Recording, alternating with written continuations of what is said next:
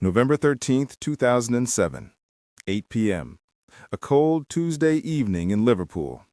Colin Smith has just dropped his son at football practice. He's driving his Ford Galaxy, probably thinking about dinner, maybe about picking the kid up later. His phone buzzes. A text message. Urgent business. A meeting at Nell's gym in Speak. He's done this 1,000 times before. Just another night, just another deer. He parks near the Millhouse pub and steps into a dimly lit service road. There's a figure waiting, masked, emerging from the shadows, and in his hands, a sawn-off shotgun. 2 point-blank blasts, abdomen, chest. Colin Smith crumples to the pavement on Alloway Road. Within seconds, he's gone. The assassin melts into the night. A silver BMW speeds away with false plates. And somewhere, a boy is still playing football, completely unaware that his father will never pick him up. This wasn't random violence. This was a £1 million contract, 6 years in the making. This was what happens when you steal £72 million worth of cocaine from a Colombian cartel and think you can get away with it. This was debt collection. And in the drug trade, debts don't expire. They just wait. So what makes a man so trusted, so successful, so careful, throw it all away for one shipment? What makes you lie to people who control 80% of the world's cocaine? And what does it feel like to live for 6 years knowing that somewhere out there, someone is being paid a fortune to put you in the ground? This is the story of how one lie to the wrong people cost a Liverpool Kingpin everything. If you think loyalty means anything in the drug trade, hit subscribe, because you're about to see exactly what happens when it doesn't. But to understand why Colin Smith had to die, we need to go back to when Liverpool was drowning in powder and blood, when fortunes were made overnight, and when the only rule that mattered was this: never, ever steal from the cartels. Early 1980s, Liverpool earned a nickname it couldn't shake: Smack City. The historic port, battered by economic collapse and mass unemployment, became ground zero for Britain's heroin epidemic. Gang violence exploded, addiction overwhelmed the streets, and trafficking transformed into a shadowy multi-million-pound industry almost overnight. South American cartels, controlling 80% of the global drug market, forged direct pipelines to Liverpool. For young men from impoverished estates, the drug trade wasn't just crime. It was a desperate lifeline out of poverty, a path from nothing to everything in a matter of months. Street-level dealers were amassing fortunes while their neighbors queued at job centers. The king of them all was Curtis Warren, a Toxteth native who rose from street dealer to appear on the Sunday Times rich list. £12 million. That's nearly $500 million in today's money. He orchestrated audacious transatlantic shipments with a confidence that bordered on arrogance. But in 1992, Dutch authorities seized a massive Colombian consignment at Rotterdam port. Warren was arrested, sentenced to 12 years for drug smuggling. His empire fractured behind bars, leaving a power vacuum that ambitious men were eager to fill. Enter Colin Smith, a Uton resident, a devoted father of 4. To his neighbors, he was quietly respected, humble, soft-spoken. He drove a modest Ford Mondeo and favored worn Lacoste shirts. He invested in property, ran small-scale imports. Just another local entrepreneur trying to make a living. But behind that unassuming facade was something else entirely. Colin Smith orchestrated a sophisticated network that funneled cocaine across continents. Intelligence reports and court documents reveal a stark duality. He reportedly handled consignments worth tens of millions annually, built on direct ties to Colombian cartels. His supply routes ran from South American ports, where cocaine was concealed in legitimate cargo, like fruit exports, through European hubs in Spain's Costa del Sol and Amsterdam's docks, then smuggled into Britain via hidden compartments in vehicles. What set Colin apart wasn't flash or ego. It was calculated discretion. He shunned ostentation specifically to evade scrutiny from rivals and law enforcement. He paid promptly, his word was unbreakable, and in a world where trust is the only currency that matters, Colin Smith secured something rare: genuine cartel trust. Suppliers valued his reliability over flashier competitors who promised big but delivered chaos. Have you ever kept a secret so big it felt like a second life? Colin Smith didn't just keep secrets, he built an empire on them. By day, he was dropping kids at school. By night, he was negotiating shipments that could buy entire streets. The contrast wasn't accidental, it was survival. But every empire needs an enforcer. Someone who handles the problems discretion can't solve. Someone who understands that in this world, violence isn't personal, it's just business. And Colin's enforcer was a man who understood that better than most. Stephen Lawler started as muscle. Colin Smith recruited him for his unyielding loyalty and raw intimidation. But Lawler evolved into something far more valuable than a man who could hurt people. He became indispensable. By the late 90s, Lawler had carved out a fearsome reputation in Liverpool's underworld. He headed a syndicate of nightclub bouncers that controlled the city's nightlife through calculated threats and swift violence. Police records tied over a dozen assaults to his firm. This was Liverpool's Door Wars, a £10 million a year racket where territorial disputes were settled with fists, bats, and sometimes worse. But Lawler was more than mere muscle. He became Smith's indispensable conduit to the Colombian cartels. He leveraged street-honed instincts and surprising business savvy to broker high-stakes deals. He was the operation's iron fist, complementing Smith's cerebral strategy. Eventually, he earned enough autonomy to negotiate directly with suppliers, a privilege reserved for those the cartels genuinely trusted. And in the spring of 2001, Stephen Lawler orchestrated his biggest deal yet: 500 kilograms of pure cocaine. Street value after dilution, £72 million. The plan was surgical. The shipment would arrive in Amsterdam on credit, a common practice in the high-wire world of international trafficking. Lawler's team would retrieve it, cut and bulk it to yield 900 kilograms, then distribute it across Britain, maximizing profits, minimizing risk, business as usual. Except Stephen Lawler never saw a penny of it. May 19, 2001, Lawler returned from a routine shopping trip with his mother. Outside his Netherly home, a nondescript transit van idled nearby. Inside, Peter Clark, an ex-soldier turned security heavyweight, and 3 accomplices. They sprang from the vehicle with brutal efficiency. Guns drawn, Lawler fled on foot. Initial shots echoed through the quiet street, but the pursuers closed in fast, delivering close-range bursts to his torso and head. The autopsy was unambiguous: multiple fatal wounds, no chance of survival. The motive, according to prosecutors who secured convictions in 2002, was Liverpool's Door Wars, a protracted feud over dominance in a £10 million a year racket.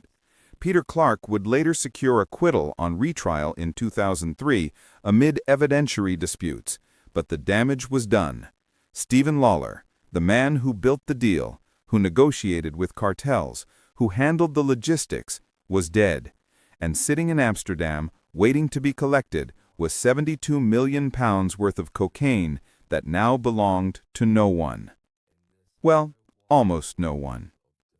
With his enforcer dead and £72 million of cartel cocaine sitting vulnerable in Amsterdam, Colin Smith faced an impossible choice: pay the cartels what they were owed and take the loss, or do something unthinkable. He chose the latter. Investigative trails pieced together later suggest Colin Smith moved decisively after Lawler's murder. He quietly retrieved the 500 kilograms from Amsterdam's quayside.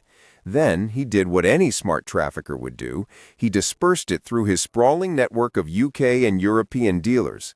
The cocaine moved fast: cut, packaged, sold. By the time the dust settled, Smith had pocketed an estimated £20 million in street-level profits. Then came the bill. The Colombian suppliers wanted their money, months overdue, millions owed, and Colin Smith did something that, in hindsight, sealed his fate. He lied. He insisted the load had vanished into Dutch customs hands, a seizure, beyond his control. In the criminal ecosystem, this kind of loss happens. Shipments get intercepted, busts occur. It's the cost of doing business, and if you can prove it happened, if you can produce what they call yellow paper, you walk away clean. Yellow paper. It sounds innocuous, doesn't it? But in the drug trade, it's everything. It's the yellow carbon duplicate of an official seizure notice or a press clipping of a bust, proof that the authorities took your shipment. With yellow paper, cartels forgive debts worth millions and resume trade. It's how you maintain relationships when things go wrong. Colin Smith's fatal mistake? He couldn't produce yellow paper, and he couldn't produce it because the seizure never happened. For a while, the cartels gave him the benefit of the doubt. He'd built a decade-long reputation for reliability. Maybe the paperwork was delayed. Maybe customs hadn't processed it yet. But months turned into a year, and the cartels started asking harder questions. Then Stephen, the blonde French, entered the picture. French was a Dutch-based lieutenant in Smith's orbit, but loyalty in the drug trade is conditional, and French decided his survival mattered more than Colin's. He turned informant, and what he told the cartels ignited a fury that would simmer for 6 years. The shipment hadn't been seized. It had been deliberately concealed in a Rotterdam warehouse, then liquidated piecemeal to local syndicates. Colin Smith had siphoned the full proceeds, untaxed, unpaid. French's revelations were corroborated by intercepted communications and Europol probes. The evidence was undeniable. The cartels don't operate on assumptions. They operate on facts. And the fact said Colin Smith had stolen £72 million worth of their product. In their world, that's not a mistake. That's not a miscommunication. That's betrayal. And betrayal has one price. They placed a £1 million contract on his head. £20 million. That's what Colin's lie was worth. But here's the thing about stealing from people who control 80% of the world's cocaine. They don't need police. They don't need courts. They have patience. They have reach. And they have money. Lots of it. Enough to wait years for the perfect moment. Enough to make sure the message is clear. You can't steal from the cartels. So why did Colin do it? Was it greed? Opportunism? Did he see Lawler's death as a chance to pocket an extra £20 million? Or did he genuinely believe his reputation, his decade-long reliability, would shield him from consequences? Maybe he thought distance would save him. Maybe he convinced himself the cartels had bigger problems. Maybe he believed that if he pivoted to legitimate business, the past would fade. But the past doesn't fade in the drug trade. It waits, and it always comes due. 2001 to 2007, 6 years, 2,190 days. Colin Smith knew there was a contract on his head. Everyone in Liverpool's underworld knew. The question wasn't if someone would come for him, it was when.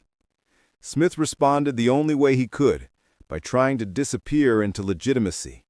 By 2003, public records and financial audits show he'd quietly acquired a chain of car washes across Merseyside. He invested in rental properties along Spain's Costa del Sol, a notorious haven for British fugitives and cartel intermediaries. His holdings reportedly generated £200,000 annually in clean revenue. It was a deliberate pivot, steadily weaning his operations off drug-sourced funds, insulating his family from scrutiny, building a facade of respectability that might, just might, keep him alive. To outsiders, it worked. Colin Smith became the car wash guy, the property investor, the quiet businessman who drove a modest car and never caused trouble. Neighbors saw him at school runs, at football practice drop-offs, at the local shops. Just Colin, devoted father, reliable neighbor. But Merseyside police surveillance logs from the period tell a different story. They noted increased cartel chatter, aborted hit attempts thwarted by intensified patrols. Surveillance ramped up after Lawler's high-profile slaying made Liverpool a focus for organized crime units. Intelligence reports described an uneasy equilibrium, as if the cartel's contract hung in suspended animation. Smith lived with acute awareness that no empire could outrun its debts indefinitely. He varied his routines, checked cars for tracking devices, watched for unfamiliar faces, slept, if he slept at all, with one eye open. Can you imagine that? 6 years of looking over your shoulder? 6 years of wondering if today's the day? 6 years of kissing your kids goodnight knowing there's £1 million price on your head. Every phone call could be a setup. Every meeting could be an ambush. Every ordinary moment carrying the weight of extraordinary danger. 6 years of waiting. 6 years of pretending everything was fine. If you've ever felt like time was running out, without hit that like breakthroughs, button. these competing Because for Colin narratives Smith, underscored the who was case's about to, enduring opacity, November 13, mirroring broader challenges in 2007, prosecuting Merseyside's waiting unsolved ended. gangland killings. Nearly 2 It was decades a later, cold Tuesday evening, around 8 p.m. Colin Smith had just dropped his son at football practice in his Ford Galaxy. An ordinary moment, a father doing what fathers do. He was probably thinking about picking the kid up later, maybe about what was for dinner, maybe about a business deal or a car wash inspection. Just another night in a life he carefully constructed to look normal. Then, his phone buzzed. A text message from a Manchester-registered burner phone. Operation Nike analysts would later trace it back to the setup. Fabricated urgent business alert. A meeting at Nell's gym in Speak. Routine, legitimate, nothing to worry about. But intelligence pieced together afterward, from mobile records, witness statements, forensic analysis, revealed the truth. The assassin was a contracted professional with a history of clean hits. He'd infiltrated Liverpool days earlier, staking out Smith's routines, waiting for the ideal window. This wasn't impulsive. This was precision engineered. The weapon was a sawn-off shotgun, devastating stopping power at close quarters, a message weapon, the kind that signals intent to eliminate any possibility of survival. Forensics would later match the weapon pattern to known cartel-supplied armaments.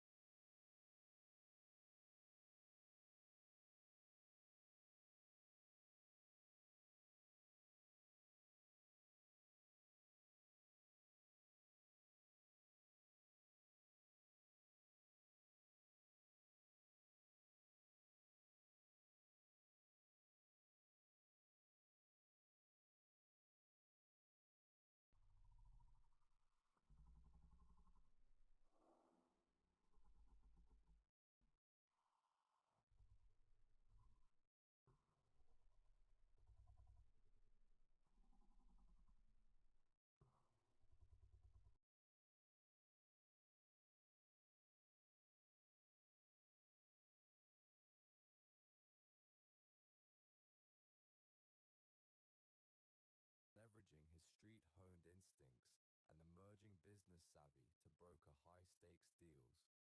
Sources, including later informant testimonies, describe him as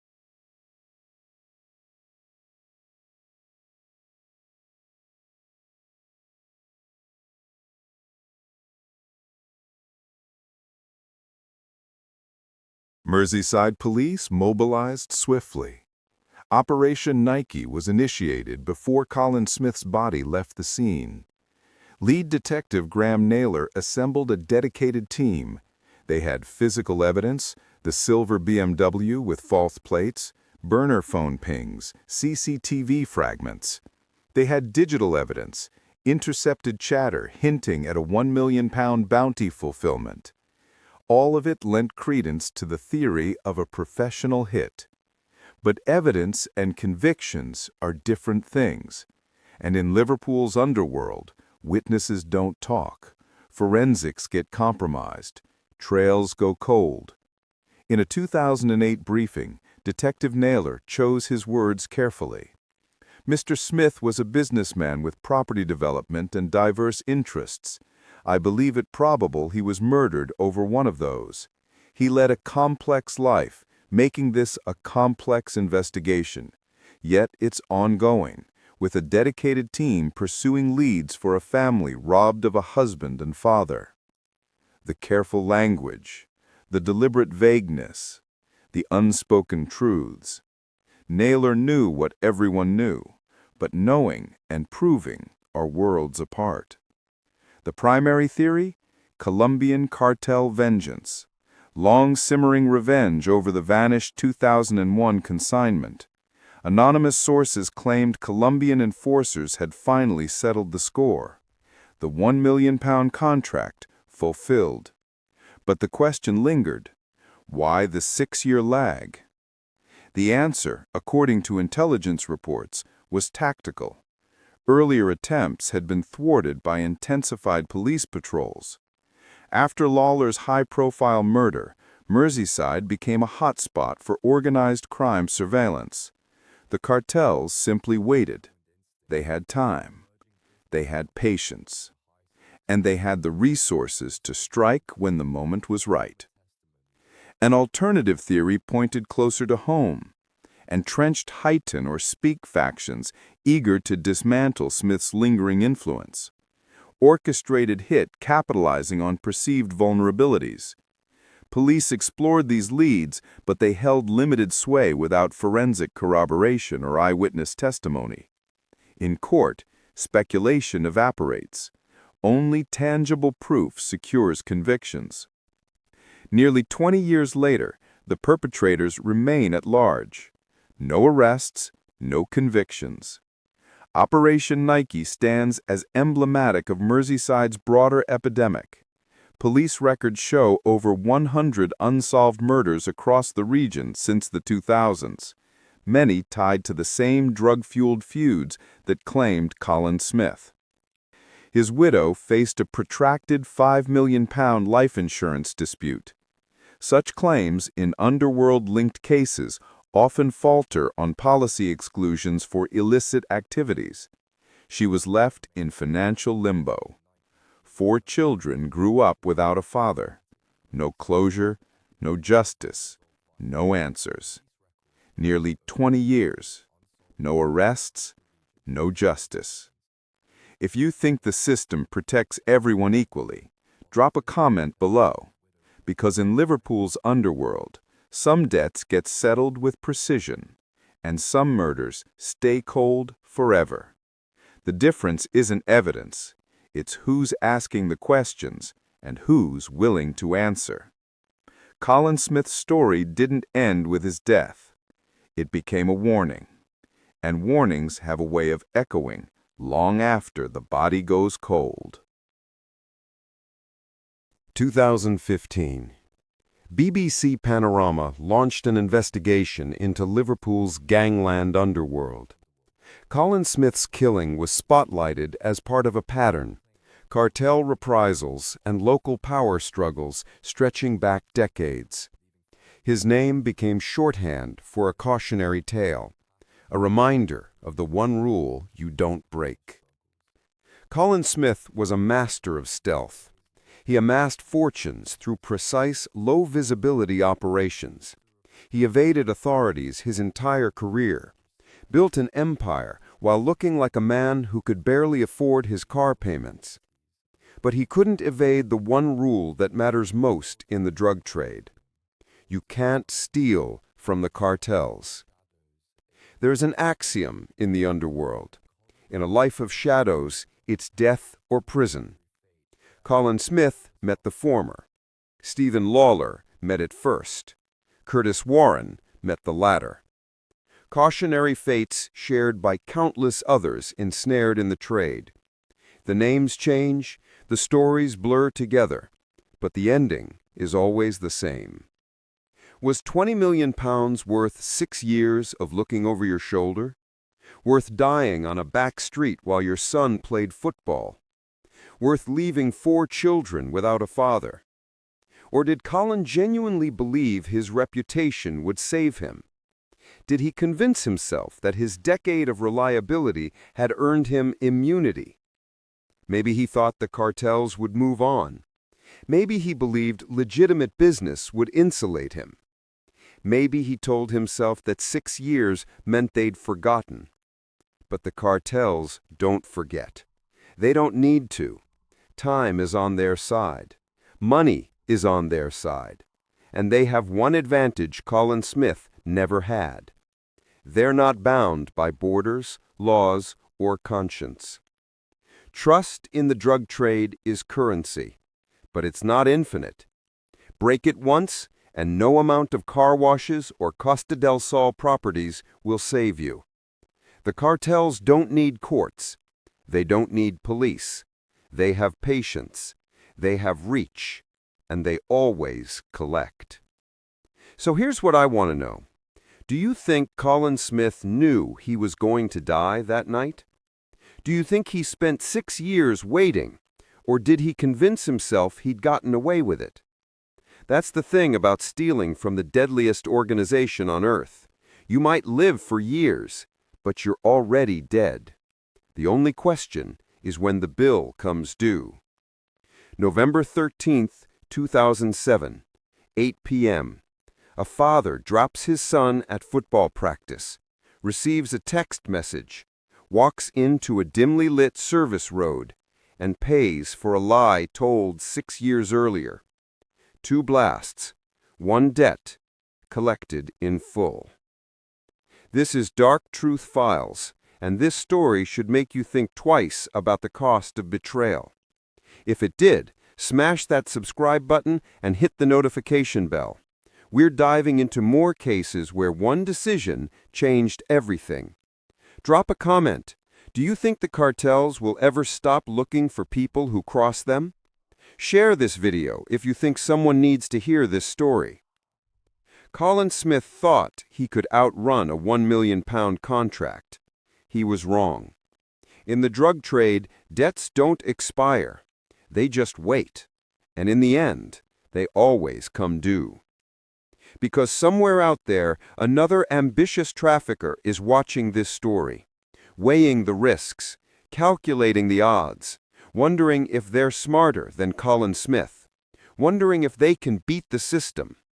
And the cartels are watching too, waiting, patient, knowing that sooner or later, history repeats itself. And when it does, they'll be ready.